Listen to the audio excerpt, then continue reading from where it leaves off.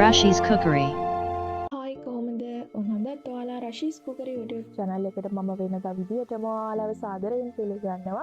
මම අද හදන්න යන්නේ තාමත්ම රසවත් කෑමක්. වෙනදා විදියටම පොල් කිරි වලින් රසම රස අයිස්ක්‍රීම් එකක් තමයි අද මම හදන්නේ. ඔයාලට මේකට ලොකු වියදමක් යන්නේ නැහැ. ගෙදර තියෙන පොල් කිරි වලින් රසට ගෙදරදී හදාගන්න පුළුවන්. පොඩි බබාලට උනත් දෙන්න පුළුවන්. හරිම රසවත් කෑමක්. මේ කෑම එක හදන්න කලින් මම අද ඔයාලට විශේෂ පුංචි රික්වෙස්ට් එකක් කරනවා. ඔයාලට පේනවා ඇති මේ තියෙන මගේ YouTube channel එකේ summary එක.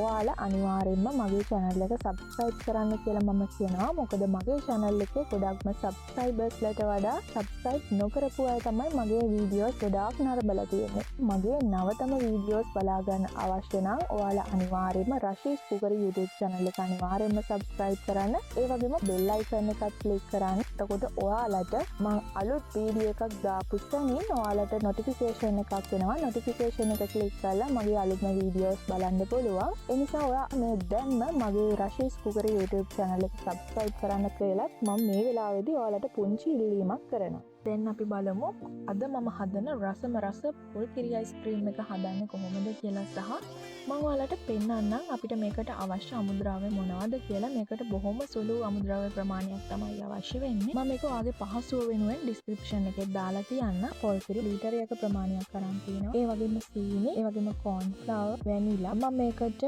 coloring පොඩි ප්‍රමාණයකුත් ගන්නවා. ඔයාලට අවශ්‍ය නම් විතරක් භාවිතා කරන්න පුළුවන්. මම මුලින්ම මේ විදිහට corn flour භාජනය අරගෙන ඒකට පොල් කිරි සුළු ප්‍රමාණයක් එකතු කරනවා. මම ඒක පොඩ්ඩක් මේ විදිහට දිය කර ගන්නවා. මේක කැටි හිටින්නේ නැති විදිහට හොඳින් දිය කර ගන්න. ඊට පස්සේ මම මේ විදිහට භාජනයක් ලිපේ තියලා මේකට පොල් කිරි ලීටරේ ප්‍රමාණය මම මේකට එකතු කරනවා. ඊට පස්සේ මම මේක හොඳින් විස් කර ගන්නවා. ඔයාලට විස්ක් එකක් තියෙනවා නම් විස් කර ගන්න පුළුවන්. නැත්නම් මේක හොඳින් හැදිගා ගන්න. විනාඩි 5ක් වගේ හොඳින් හැදිගාගෙන මම මේකට සීනි එකතු කරනවා. මම මේකට සීනි මේස හැඳි 5ක වගේ ප්‍රමාණයක් තමයි එකතු කරගත්තේ. ඔය ගොඩක් පැණි රසට රුචි නම් ඔයාලට ඊට වඩා වැඩි ප්‍රමාණයක් එකතු කරගන්න පුළුවන්. අපි මේක දිගින් දිගටම මේ විදිහට හැදිගා ගන්න ඕනේ. ඒ විදිහට විනාඩි 5ක් වගේ වෙලාවක් මේක හැදිගා ගන්න.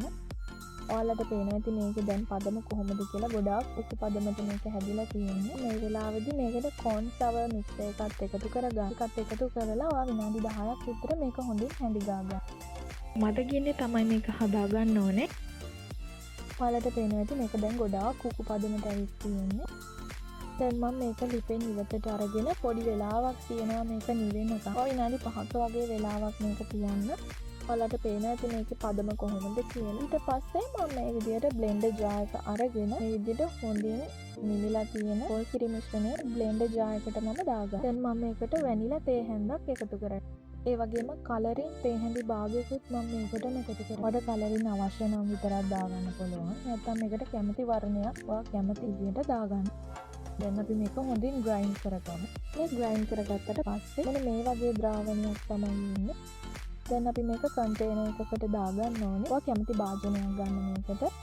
ඊට පස්සේ මම මේ විදිහට ලන්ච් ෂීට් එකක් අරගෙන මේක හොඳින් උඩින් වහනවා. දැන් මම මේක මේ විදිහට පියනකින් වහලා ෆ්‍රිජ් එකේ අභිෂේක කොටසේ පැය 4ක 5ක වගේ වෙලාවක් දාලා තියෙනවා. මේ පැය 5කට පස්සේ අපි බලමු කොහොමද මේ අයිස්ක්‍රීම් එක හැදිලා තියෙන්නේ කියලා. ඔයාලට පේනවා ඇති ආට කඩේ අයිස්ක්‍රීම් විදියට ගෙදරදීම හදාගෙන කන්න පුළුවන්. කිසිම වියදමක් නැහැ. මම ඔයාලට පෙන්නන්නම් කොහොමද මේ අයිස්ක්‍රීම් එක කියලා. කඩේ විදියටම තියෙනවා, කිසිම වෙනසක් නැහැ.